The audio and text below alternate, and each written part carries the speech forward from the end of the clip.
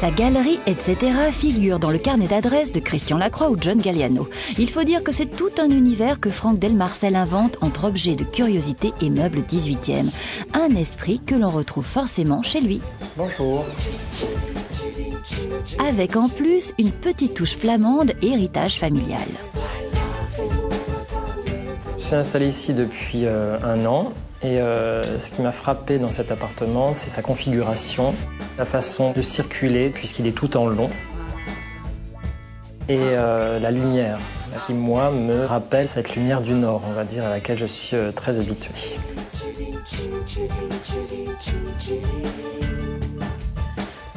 Le bureau, chambre d'amis, avec des boiseries qui sont en fait à l'origine des boiseries de pompes funèbres qui viennent du sud de l'Italie, que j'ai dû un petit peu recouper pour l'occasion pour que ça colle tip-top au niveau des dimensions.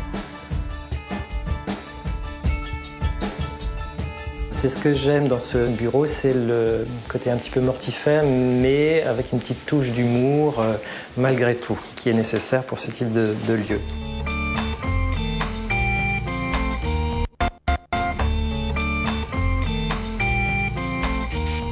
J'ai installé un lit un petit peu théâtral avec sa couronne, qui est un lit à la polonaise et qui est là pour le coup suédois et d'époque 18e.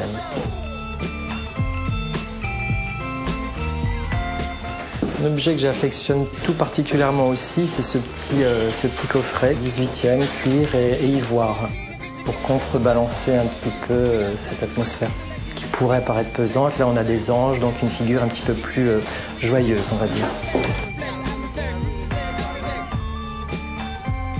Nous nous trouvons actuellement dans la salle à manger cabinet de curiosité.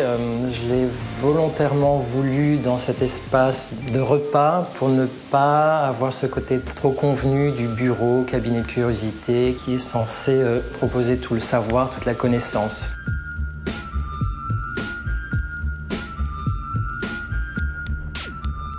C'est toujours le côté ludique qui m'intéresse dans la décoration et dans l'aménagement des pièces, c'est ne pas se prendre trop au sérieux.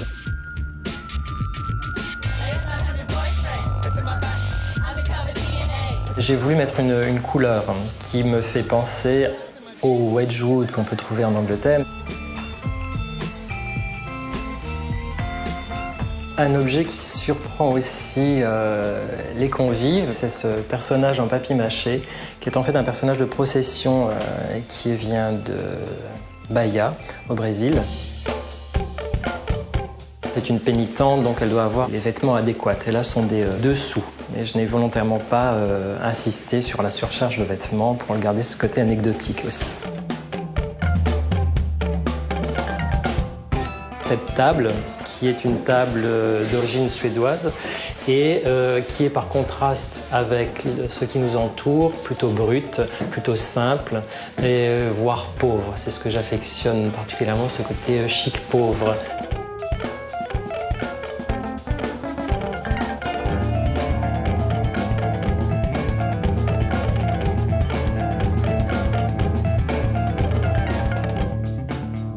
Nous nous trouvons ici dans la pièce de convivialité par excellence, qui est le salon, avec le foyer, le centre de la maison.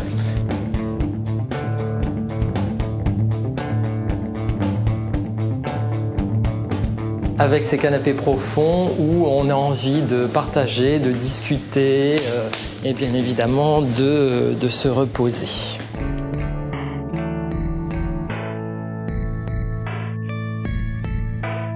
Quant au mobilier et aux couleurs, ce sont des tons sourds, que ce soit sur ce canapé sur lequel je suis assis ou sur les murs. C'est un taupe qui est très caractéristique de cette ambiance à la flamande.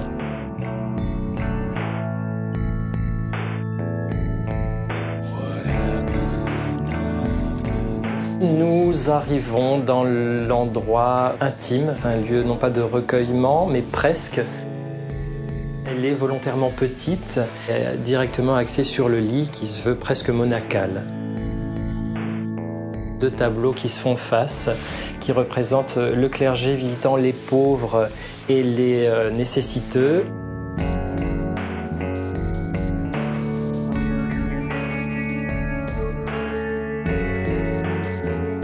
En fond, en guise de tête de lit, j'ai utilisé des boiseries, qui sont des boiseries 18e, que j'ai fait remonter et peindre la couleur du mur, de façon à ce qu'elles soient présentes, mais que ce ne soit pas un élément trop intervenant sur le lieu. L'humour, le côté un petit peu dérangeant parfois, un petit peu cinglant, ou de l'objet curieux, de l'objet mis hors contexte. Et c'est ce que moi j'aime par-dessus tout.